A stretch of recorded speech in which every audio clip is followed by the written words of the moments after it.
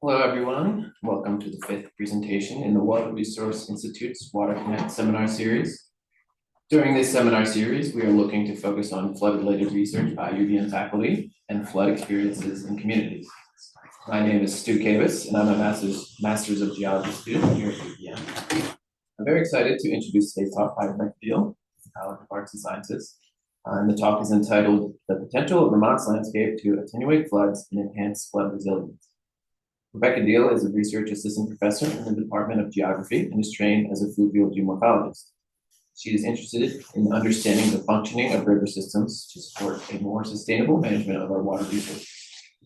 Rebecca's current research focuses on mapping, measuring, and modeling the physical settings and processes that support the ecosystem services of rivers and floodplains, including their role in water quality mitigation, flood attenuation, and habitat provisioning. She works across scales, collecting field observations to build empirical datasets and analyzing large geospatial datasets that inform the development of statistical and process-based tools. Previous research emphasized the importance of biotic factors, such as riparian vegetation, non-native species, and wood jams, on fluvial processes in channel form. Today's talk will be about 30 minutes, with 15 minutes of question and answers at the end. Everybody could please hold their questions until the end. We would like to welcome our guests on Zoom. For the guests on Zoom, you can enter your questions in the chat box at any time during the presentation. And I will now turn the floor over to Rebecca.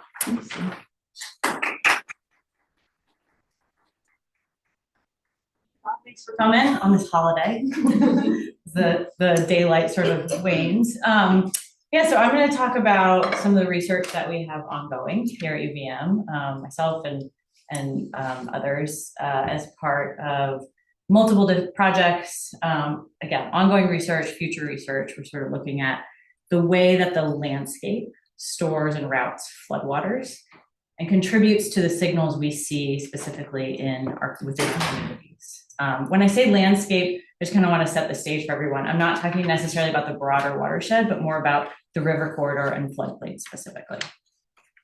So as I said, this is sort of ongoing research. You'll see the different pieces from a bunch of different parts of our work. And it's benefited from funding from a variety of different sources, collaborators, including faculty, Kristen and Beverly in particular, students, technicians, postdocs, et cetera, have contributed to this. And as I said, this is ongoing as well. And so just to set the stage, the reason we're here, we've seen significant increase in flooding in the last 18 months or so. And this has been felt deeply in communities and continues to be felt deeply in communities, including Montpelier from massive inundation event in 2023, as well as Plainfield, where we saw in 2024, as well as 2023, significant erosion, damages from erosion. And so with this, right, a lot of communities are starting to ask, what can we do to enhance our flood resilience? And even as of this morning, right, in the front page of the Vermont Public website, and the top story was, right, very grappling with what does their flood resilience plan look like? And there's multiple aspects to flood resilience plans. And the piece that I'm going to talk about today, and the piece I want to focus on, and it's one part of these larger plans, is thinking about kind of looking at in the upstream watershed and thinking about what's the potential attenuation and storage that might be leveraged within that upstream watershed. So when we think about floodplains and how they might offer flood resilience, we kind of think we can go to the sort of extreme of a river with no access to a floodplain. And this we actually see across Vermont because of long histories of land use management, but also natural settings that don't have access to floodplains. There's been, lots of channel management that's disconnected floodplains, berming, straightening, et cetera, that has disconnected it. And when we have lack of access to floodplains, what happens is as the flood moves through the river network, it's translating. So, right, it just moves downstream. The peak stays about the same. We see kind of no change in that flood wave. Sometimes you even see sort of an exacerbation of that flood week as it sort of accelerates through. Right? If we contradict that with places where you do have really good floodplain access, where those floodwaters are able to be stored on the floodplain, our hydrographs behave really differently, right? When you have floodplain storage, your hydrograph shape looks quite different, right? It spreads out, it flattens, kind of reflective of the amount of floodplain storage you have. We see longer travel times and decreased flood peaks as well. And so kind of putting that together as a result, right, we can make the statement that well-connected floodplains can temporarily store floodwaters, slowing the flood wave as it moves downstream, minimizing inundation hazards through lowering flood peak levels in those downstream communities, but also minimizing erosion hazards too, by reducing the stream power, that energy of those floodwaters. And again, contributing to that overall flood resilience and that flood resilience sort of strategy. So here in Vermont, we've got a couple of case studies that really highlight this. And the one that many of us are most familiar with is the Otter Creek case study. And that's been highlighted, Kristen highlighted that last week, and we've seen this highlighted many times. And it's a well-documented case study, and for good reason, right? The Otter Creek system provides significant attenuation and significant storage of floodwaters. Not only that, there are gauges we call nested gauges, right? So we've got a USGS stream gauge that monitors the flows upstream on the Otter Creek in Rutland, and then again downstream in Middlebury, and really captures that flood wave as it moves through the Otter Creek system. And the hydrograph you see here is from the July 2023 event, right? And the black line is the hydrograph on the Otter Creek in Rutland, and the gray line is downstream in Middlebury. And even though you gain, I think the drainage area about doubles as you move downstream, right? You see that massive amount of attenuation sort of as that cartoon that I showed a few slides ago demonstrates. As you move through, there's this incredible storage of floodwaters, and as they slowly trickle out, you see kind of that change in the shape of the hydrograph. And this is a very powerful case study, and it's been told, but we're also sort of starting to identify other places on the landscape, and we're interested in identifying other places on the landscape where this is holding too. And we are starting to unpack the case study of the Lewis Creek, which has a really significant history of conservation and preservation of floodplains and maintaining the access that it has. And so it's a great place to start to tell this story. Unlike the Otter Creek, there is only one USGS managed stream gauge currently active, and that's downstream at the outlet in North Ferrisburgh. In July of 2024, as precipitation was significant here, right? So Beryl made its way across the state. You can see the red outline, that's the watershed outline for the Lewis Creek in the Champlain Valley, right? So it was right in the bullseye of Beryl as it moved across, and the flood was a very significant event within the Lewis Creek drainage. At the outlet, at the USGS gauge, we see a flood peak of about 50, corresponding to about a 50-year flood event. And again, we have no other USGS stream gauges, but last year we started to monitor intensively a site up close to Starksboro. So this is further up the watershed at Coda Field. And we have continuous monitoring of stream depth, essentially, at this site, and we've been relating that to discharge.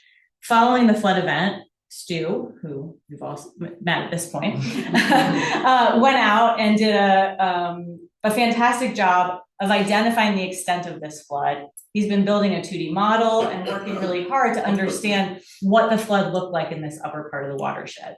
And we might be overestimating a little bit, but it was about a 1 to 500 year flood event, right? So we don't have it precise, but we kind of know that it was very large, right? And so in the headwaters, you have this really massive flood event corresponding to a 500 year flood. Downstream, it attenuates, or it decreases in terms of the peak magnitude to a 50. And that's also been corroborated with some work that Ken Johnston has done along with Kristen to identify sort of an intermediate flood peak somewhere in the middle of the watershed, corresponding to about a 100-year flood. So again, we see this attenuation, and we're starting to kind of unpack this story here in the Lewis Creek, that it's not just an Otter Creek story, that we see other places on the landscape. And if we put these pieces together, or we want to start to put these pieces together for these places where we're starting to have this information. And so kind of laying out a few of these case studies kind of side by side. And so I've got the Otter Creek, again, the upstream to downstream Rutland to Middlebury, the Lewis Creek, Coda Field to the downstream USGS gauge, and then I added one more of the Winooski River, which also has a nested USGS gauge from Montpelier down to Essex. And what you're looking at here are not, it's discharge, but it's discharge normalized by drainage area as a way of sort of accounting for the fact, right, that you've gained a lot of water through that landscape in order to kind of compare these flood peaks. The black is the upstream gauge in all of the plots, and the gray is the downstream gauge. And I did different floods, 2023, 2024, whichever was more significant in these different watersheds. And with that, you can start to see, right, that if we look at that kind of multiplier between those two, the Otter Creek upstream is about 4.6 times. You know, for this event, this isn't something we necessarily hang our hat on, but it's more sort of generalizing kind of the impact. 4.6 times the downstream flood peak. So we see that massive amount of attenuation. Lewis Creek is 3.3 times for that significant flood event. And the Winooski River, we still see some attenuation, but it's much less, right? 1.7 times. We can also do this sort of arm wave about how quickly that flood wave is moving through landscape. So if you remember, I said, right, floodplains not only reduce that flood peak, but they also sort of spread things out, slow it down. And so if with this information, we can calculate what's called flood wave celerity. So it's just the distance that the flood wave has traveled over the time it's taken, that flood peak has taken to move from one point to the next. And so at Otter Creek, the celerity calculated for the 2023 event was 0.17 meters per second. It's a velocity, it's a movement.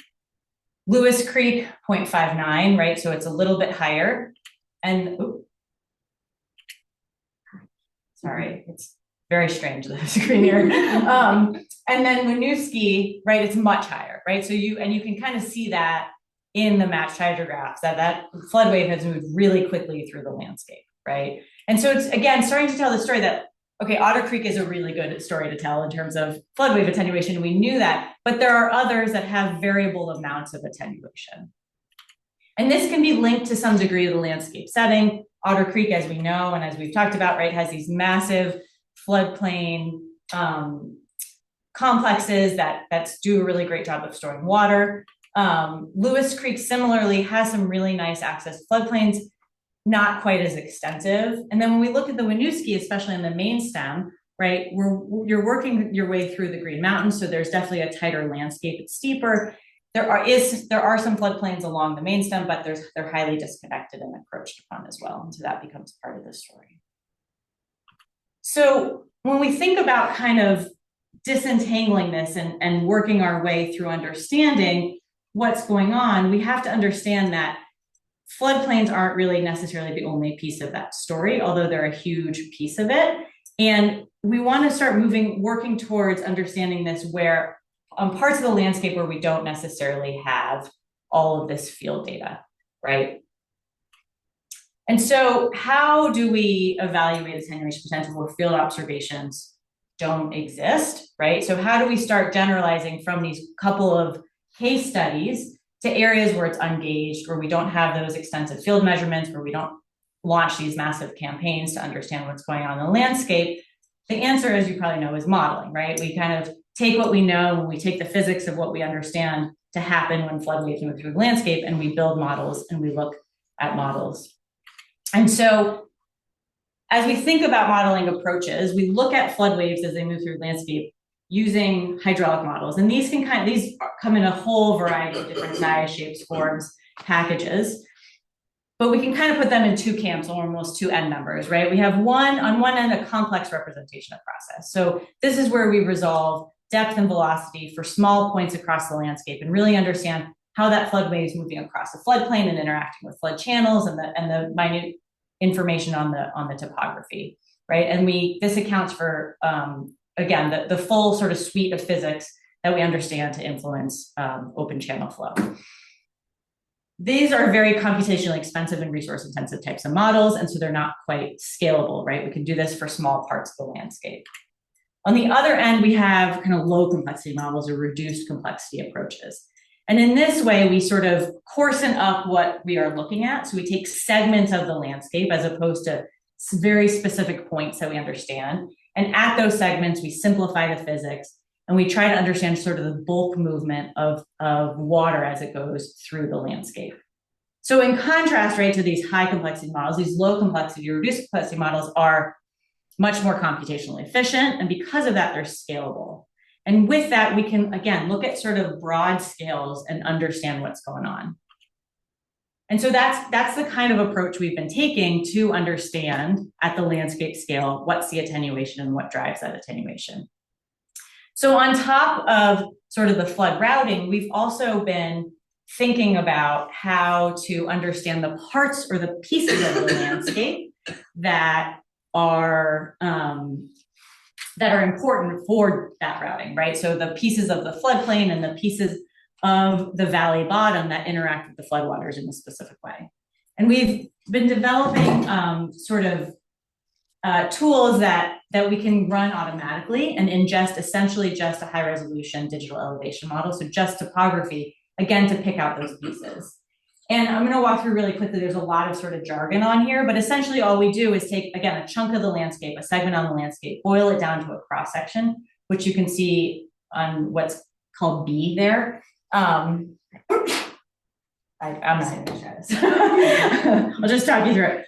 On B, right? So you see that one cross section, and then we look at how with stage you change. With stage, how the hydraulic radius changes. And hydraulic radius is essentially kind of how much water there is in the channel versus the perimeter of the channel.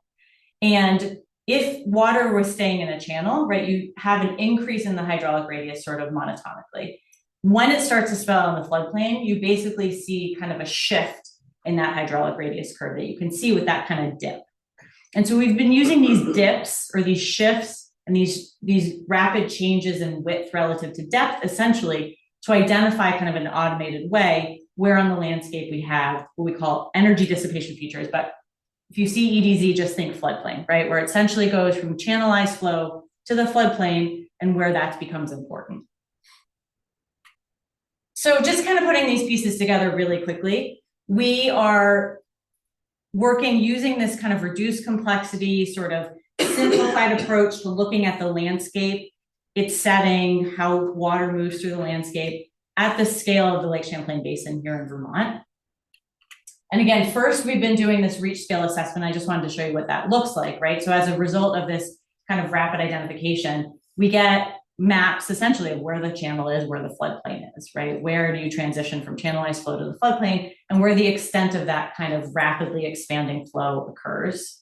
And then from that, we've been routing floods. And for this talk, I'm just going to focus on the 100-year flood through reaches using, again, Musqueam Plunge, which is just a simplified version of flood wave routing, and calculate the change in peak upstream to downstream through a given segment. And then also the flood volume stored on the floodplain versus in the channel. And those are just two pieces I'm going to focus on moving forward. So the attenuation or that change in peak, and then how much flood volume through that within that reach is stored on the channel versus, the floodplain versus the channel. And for what I'm going to talk about, I just want to highlight this is, I kind of glossed over this slide when I first showed it, but essentially, right, when we think about attenuation, we've got the landscape setting, which this talk again is mostly focused on. And what I'm going to present on is assessing the topography almost exclusively. With modeling, we can hold some things constant, even though in the real world, in those examples like the Lewis Creek and the Otter and the Winooski, the topography is different.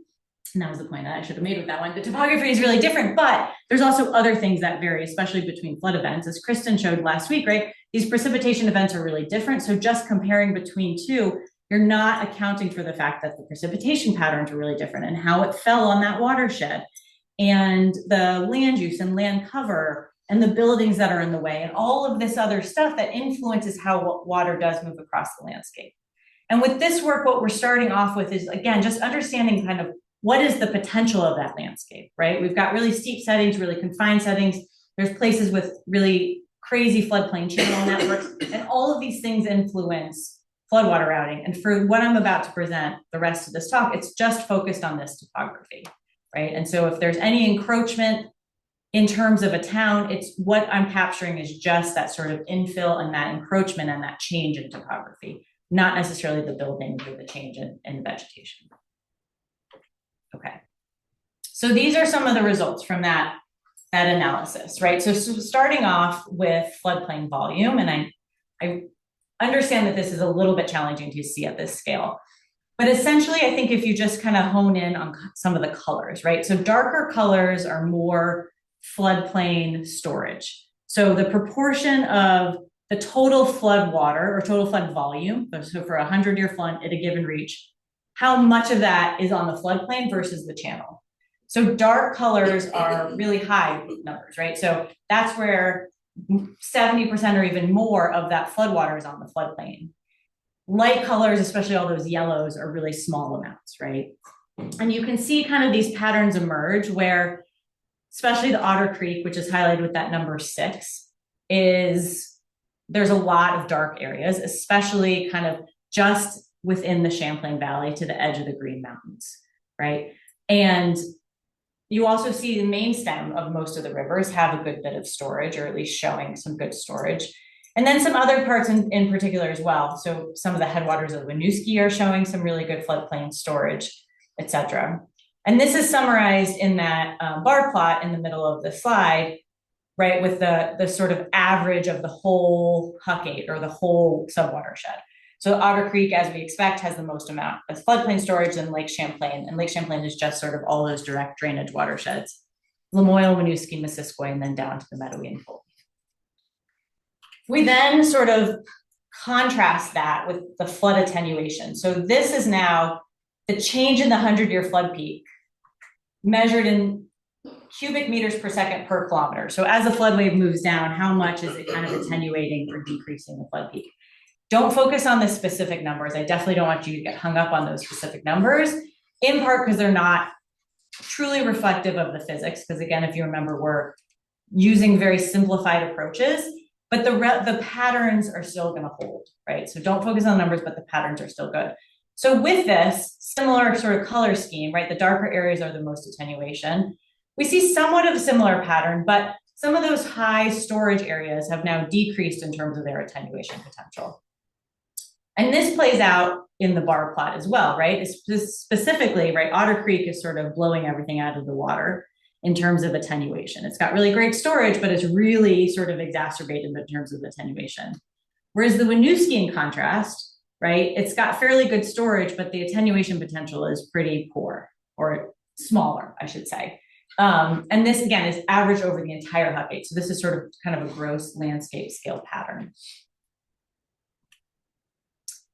And so these are the landscape scale patterns. And so the next kind of step with this analysis is thinking about what this means around vulnerable communities, right? So we've got these communities that occur in really different parts of this watershed or the Lake Champlain Basin. And how can we use kind of our modeling approach to say something about these communities?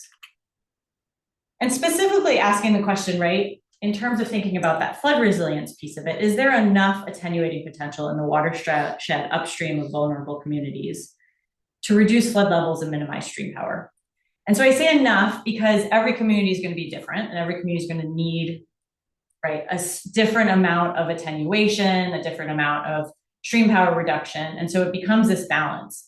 And again, this piece is looking in the upstream watershed. There's a lot of other parts and pieces to flood resilience plans that look at the vulnerability of infrastructure and more what's going on within the community itself.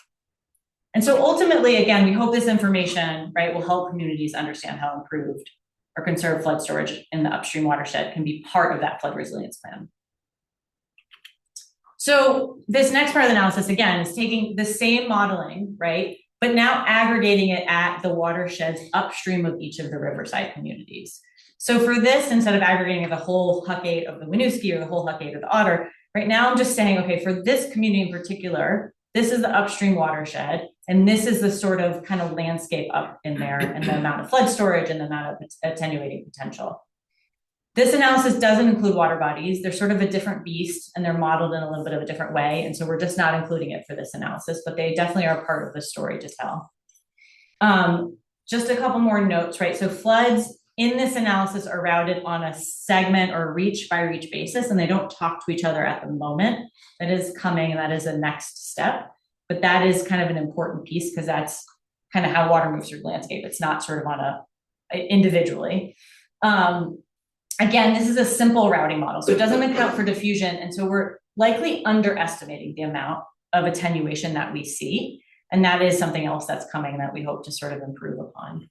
And then the last piece of this, and this is kind of a tricky piece, right, is that in its sort of simplified way, doing an aggregate over the whole watershed is making an assumption that floodplains up in the headwaters have the same impact on flood routing than do, you know, the floodplains immediately upstream of the community. And that's not necessarily true, right? It all definitely contributes to kind of that flood signal and that flood wave, but they have different impacts. And so that is something else that we're sort of thinking about and wanting to kind of incorporate. But for this moment, what I'm presenting is just sort of an aggregate of what's going on in that upstream. Again, just to give you a sense of some communities just have more storage potential and attenuation potential than others. So this is the community results. So the red stars are each of those communities we looked at. And we looked at communities that were sort of within and contained within, or at least part of their village center, downtown center within the floodplain. And there's these red stars are scaled to the total aggregate attenuation potential as a proportion of the Q100, or the peak, the 100-year flood peak discharge at that community. So that's often estimated using regressions. For very few communities, that's actually been measured. So these are kind of regression based, right? So the biggest stars have it such that the aggregate attenuation potential, of that upstream watershed can attenuate 10% of that flood peak as measured in the community. And before I dig into any of the specific communities, because I think everyone's trying to be like, which community is which?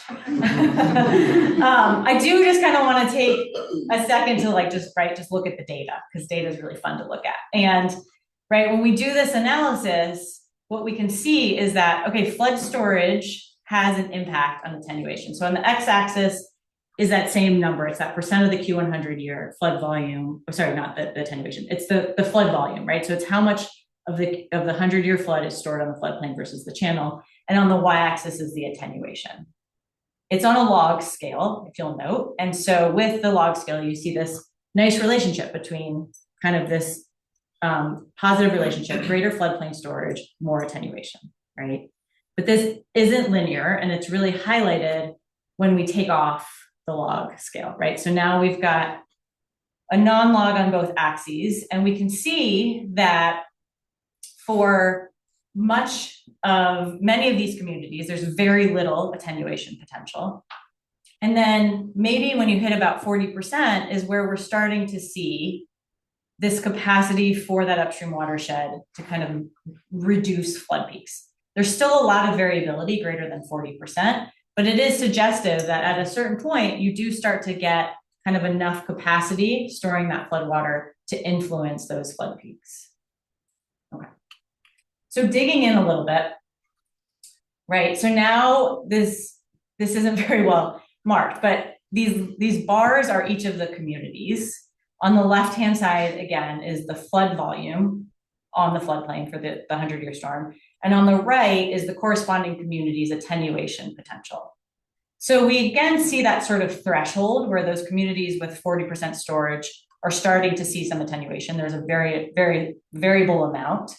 But right, we see that the other piece to kind of pick out too is that there's a ton of variability as we expected, right? Some communities have almost no flood storage and some have a significant amount.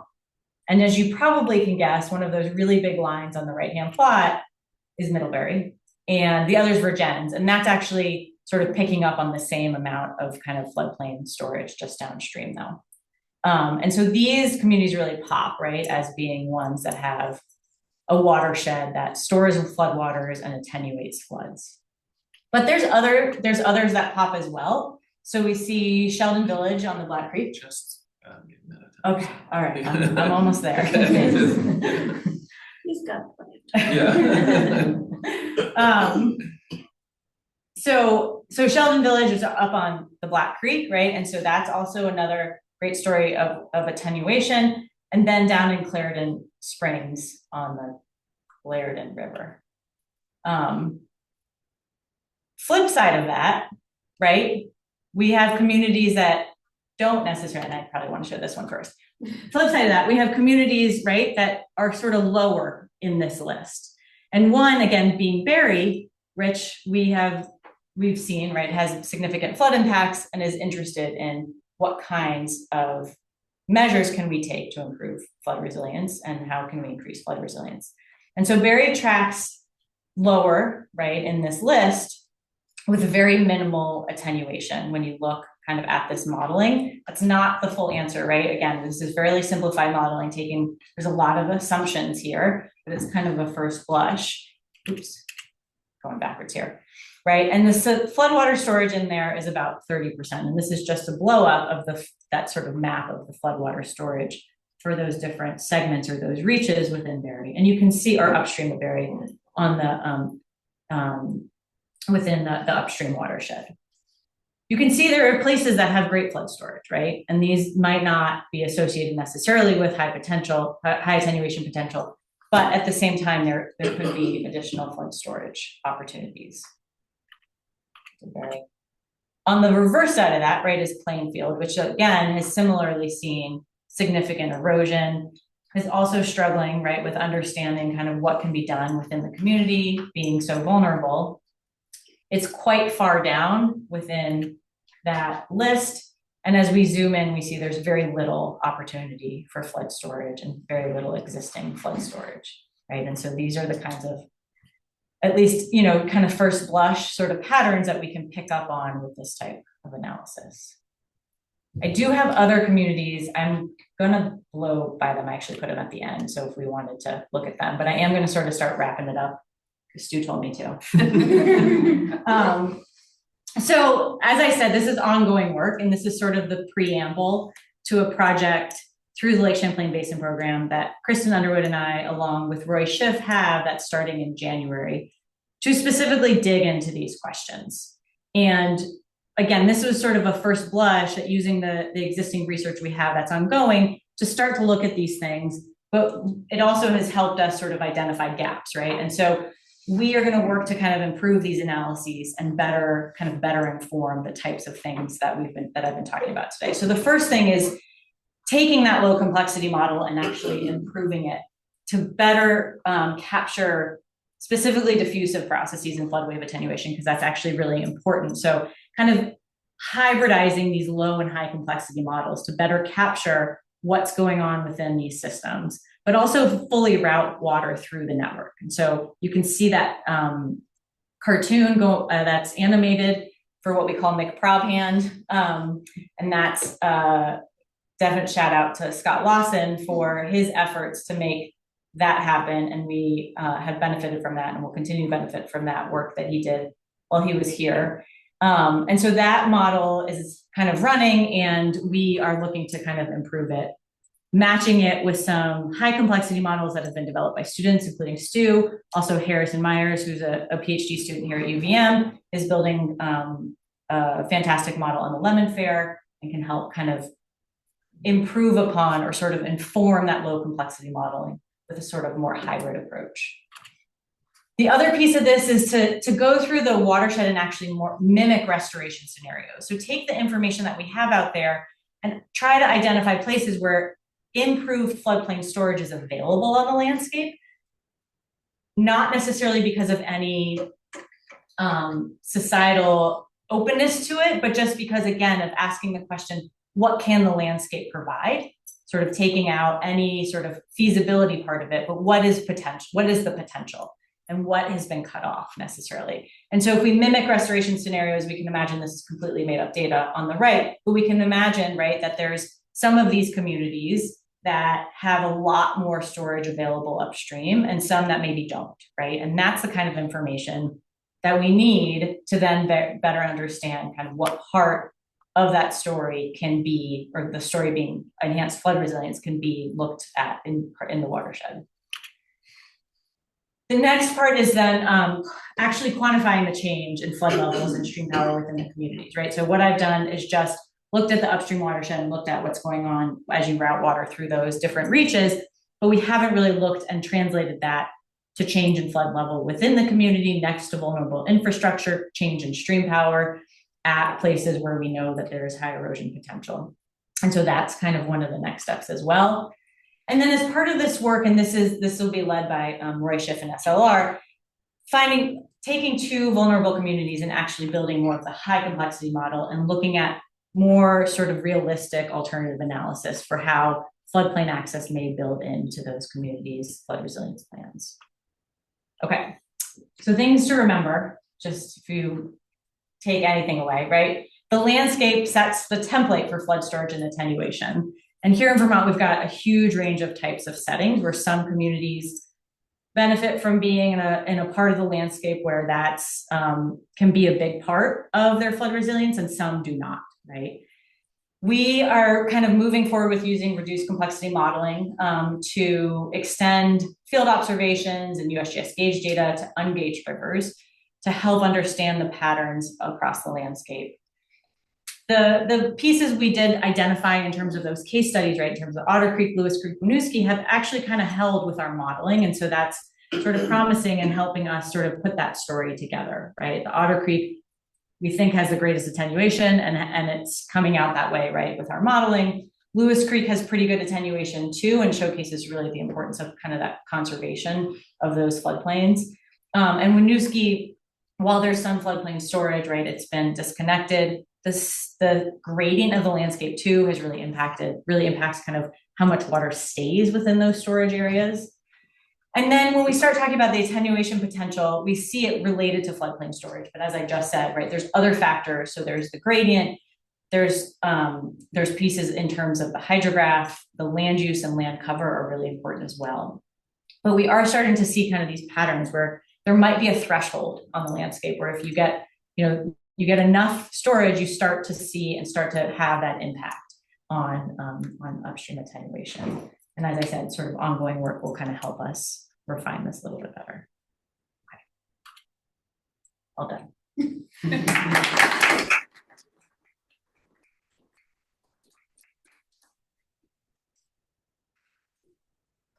So in some of those communities where they have high flood plain potential but low attenuation, is it because the river is disconnected usually? It might be. It's definitely not something that we can say at this point. Yeah. More likely, like at this sort of level of analysis, it's also probably has to do with, again, so slope is one of the largest factors for determining attenuation. And you can imagine that as if you have a really high gradient landscape, right, that floodwater is moving through quickly and doesn't have time to kind of hang out in those storage areas. And so, you could, in some places you can open up so much floodplain and still not necessarily turn the dial a ton. But what we're kind of seeing and what's kind of promising is maybe you do turn it a little bit if you have enough storage, right? So, yeah. It's sort of in a similar vein, but on those floodplain storage maps, the areas with the lowest storage tend to be the headwaters, which makes a lot of sense. But I guess I'm curious whether you think there is serious potential to increase storage there, or if the geographic constraints are such that it's just better to focus on more downstream areas. Yeah. It's a great question. There are some headwater areas that actually do offer fairly good storage too. So just to be clear, right, it's not always, but yes, often, especially here in Vermont, as for those rivers that drain off the Green Mountains, right, it's not as much of a high storage area. I think there's a lot going on there, right? There's a lot of opportunities on the landscape. That's why I sort of premised this talk with, we were just focusing on the floodplains, but there's a lot of sort of storage potential in the landscape more broadly, right? That's one piece of it. And, it's not just floodplains. It's higher up. It's further up the network, sort of in kind of the, right within the watersheds. The other piece is, even if there's not a lot of flood storage, the other part that's not really coming through with the data so far is the sort of erosional capacity, or the capacity to reduce the erosional impacts with those storage areas that might not be sort of volumetrically significant. But I wonder if we sort of did a similar sort of plot for kind of stream power reduction and storage potential, if it's a different sort of, it's a different relationship. And that's where you might see some sort of making headway and making some progress in those areas. So it definitely would, I definitely don't want to like these maps to say, okay, well, don't even touch the headwaters, right? Because I think there could be a sort of other co-benefits in terms of the opening up those floodplains, yeah.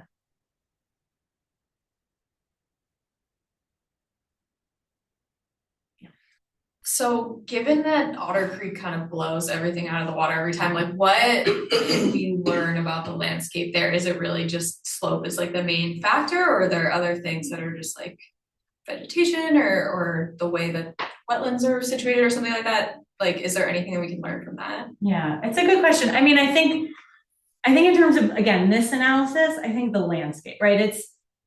You can't, part of it is you're never going to make the Winooski to Otter, right? Like it just doesn't have the same landscape setting. Mm-hmm. And I think that's one of the takeaways. Again, when you talk about sort of other co-benefits, and this speaks to like, Eric's work, right? There are pieces that you can take away in terms of kind of the clean water value, and that you can learn from kind of how agricultural lands are managed. And that definitely goes into the attenuation story. But when we say it blows it out of the water in terms of that attenuation, that flood resiliency, it just specifically in terms of sort of reducing flood levels. And again, that's only one part of it. It's the landscape. Like you can't kind of put that necessarily anywhere else. Yeah. Kind of building off of Jessica's question, I feel like, with the Otter Creek story that came out of Irene, and then the shock that we all had with the floods in summer of 23, there was this sense that, we'll fix the problem if we just reconnect rivers to their floodplains. And what yours and Kristen's work and others are showing us, it's kind of tough to do given the landscape setting. I think you put it really well there. Mm-hmm. So I wonder about your thoughts of like admitting, hey, there's somewhat limited capacity. And if we might use the kind of information you're generating to sort of flip the tables and say, let's map the high risk zones where we all sort of wake up to, we're not going to fix this. In some ways, we better step back. And I'm just curious about your thoughts on that and the ability of the data and analyses that you're doing to help us move in that direction. Yeah, as well put. I agree. I mean, that's like when we started this, thinking about the Basin Program project, it was, hopeful, right? Because everyone's looking to the upstream watershed. Can we be in Otter Creek? Can we open up more floodplain? And the reality is probably not. And that's important information to have. And so likely what comes out of this work is, like you said, sort of that balance to see how much is enough, how much do you need to save certain parts of your infrastructure and certain parts, and how much, given all things, right, opening up every inch of floodplain, could you even squeeze out of that watershed? And if the answer even at that point is you can't, right, then why not why even start? Because again, there's a lot of other co-benefits to sort of opening up floodplains, but in terms of thinking of flood resilience, you sort of need to kind of push them to the next step for sure. Yeah, that is the hope of this sort of landscape scale analysis, to even just understand that there is that plot, right, of some places just have really high storage and some places don't. Yeah. Question from Zoom. How has the environmental damages done by the flooding impacted services like farming due to soil erosion and soil salinization? That is definitely not in my, my wheelhouse. Yeah. Go. I mean, so my question would be more like, assuming that we do all this like floodplain opening up, is there going to be an impact on rivers when there's not a flood? Like, will they slow down because we're connecting them to like more areas for water to disperse? So maybe the flood's not happening, but there's just heavier rainfall. And could that be an issue with just like changing how river flows work? So say this again. So you're asking, so it's not flooding. Not flooding, but just heavy rainfall, or like just not quite a flood, but just like something where the floodplain would capture some more extra water to slow things down. I think, or maybe you're thinking of flood So, I also yeah. don't really know how to. Yeah, no worries. So I think, so floods happen at very different levels, right? So we've got really different size floods that occur. And that might maybe where we're sort of thinking, where your headspace is in terms of smaller floods that tend to now, if there's not good connection to the floodplain, stay within the channel. And only big floods can access the floodplain. If we open up floodplains, so if we lower them, so one of the mechanisms of restoration and improving flood storage is to lower your floodplain so that your river does access the floodplain at lower flows or smaller floods. So, if, when a river's in a flood is sort of a kind of amorphous, right, thought, right? So it could be flooding every year and it's a really small flood event. And I think maybe that's what you're talking about. And it's absolutely a benefit to opening up a floodplain to capture, sediments and nutrients being transported during those smaller events. And kind of improve kind of that connectivity and improve habitat when you have those regular connections and that regular inundation. So there's a lot of other benefits to increasing that connectivity during smaller flood events too. And that's a piece too that I didn't really get into, is that every floods of different sizes, right, have different sort of attenuation, or they move through the landscape really differently. And so that's a piece of it too, in thinking about kind of how much flood storage at what flood level. Thanks. Yeah. I guess I have one more. What kind of solutions would you like to come out of this? Like using all this data, once you feel pretty confident about it. Yeah. Would you like towns and cities to use this data and think about land use decisions? Yeah, I think the best outcome for right now is the towns to understand if, right, looking up in the watershed is a viable option, because even if it is, that still comes with a lot of hurdles, right? And so I think that that's even as a starting point, and how much. And so that part of the Basin Program project is us trying to kind of build out, like extend that understanding to say, broadly, if you're in this type of setting and, it's kind of this kind of gradient and there's this much floodplain storage, that's when you get enough attenuation, right, to save your community. Because again, there's tons of variability there too. So yeah, I think it's more of, can the landscape be a factor in, our flood resilience planning? Yeah. So in Vermont, a lot of the floodplains are like farmland, or in sometimes towns themselves are situated in the floodplain. Yeah. To what extent does the potential for floodplain access take into account like the use of that floodplain? Like a farmer doesn't want their farm to become a floodplain that's more easily accessed, and so like where is that calculated into the potential floodplain? Right.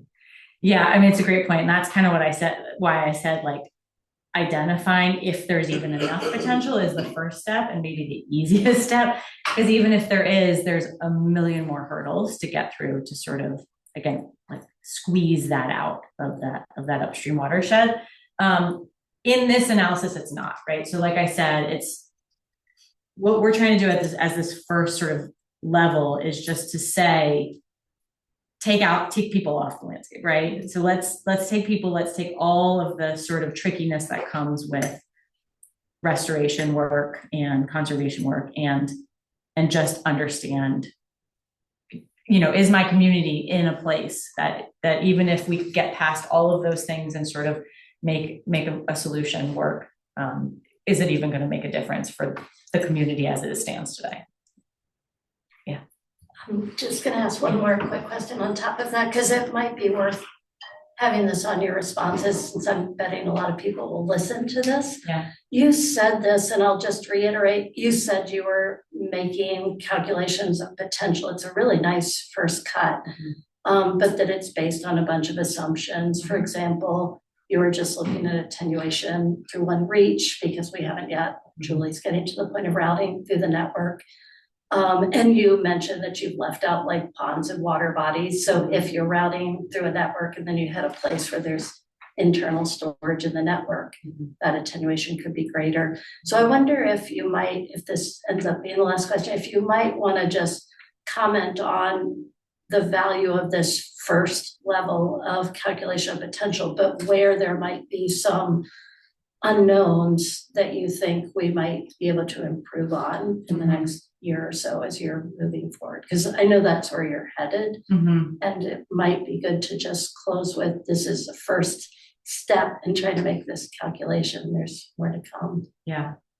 Yeah, for sure. I mean, this is the first step, and there's a lot of work to be done. And some of the stuff I laid out in the slide prior, 2 slides prior, right, about the project and where we're heading. So there's the physics part of it, and that's definitely not refined, right? This is fairly simplified physics, and capturing more specific details about the physics will absolutely help understand that, because I know that we're taking a really coarse sort of broad brush to the landscape, right? Not just the physics, but also we're taking segments of the landscape and boiling down to a cross section, and therefore sort of muting the details of small chunks of floodplain storage that actually might add up, right? So we're overlooking that. We're overlooking the sort of flood wave mechanics as they move through the landscape. We're not looking at ponds necessarily, right? At this point, it's also treated all floodplains the same in terms of weighting them, of how much that affects the community, when we know that opening up one floodplain in a sort of a strategic location could actually have a huge impact on a community, right? So that's a big piece of this too that's not being taken into account. So there's a lot of places to go with this, and I don't think that this, I think the answer being there's not enough floodplain storage upstream of this community, I don't think is the end of that conversation, and I think that that's important to come away from it. It's just sort of understanding that it's the broad scale sort of setting of it. That opened up 2 more questions. Okay. So wouldn't the differences in flood depth within an incised channel be significant for smaller floods that don't access the floodplain? And wouldn't that have a bigger effect on stream power and erosion? Yeah, that's absolutely sort of the dynamics that we'd like to get at when we start to look at stream power. And it's related, right? When you open up floodplains, it's sort of a similar mechanism, but I think the outcomes and the outputs will be slightly different, and the mechanism will be slightly different. And it might be less storage that you need to reduce those erosional sort of signals. And so I think that that's a great point. Yeah. And then one more. Yeah. How can we reduce risks of erosion if we need to restore a floodplain using this data? Would that be like evacuating the area so that there is less of that risk, or are there protective procedures we can put in place in your eyes? Yeah, I think a similar question of just the data that we presented today hasn't necessarily specifically tackled stream power. So I think that that's kind of to come, and our understanding is in line, and I think it's a similar approach, but that's all.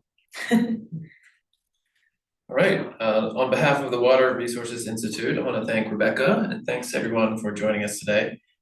Please join us again next week on November 18th for the last seminar, and it's titled Natural, Cultural, and Design Considerations for Resilient Green Stormwater Infrastructure. That is going to be by Stephanie Hurley. Thanks, everybody.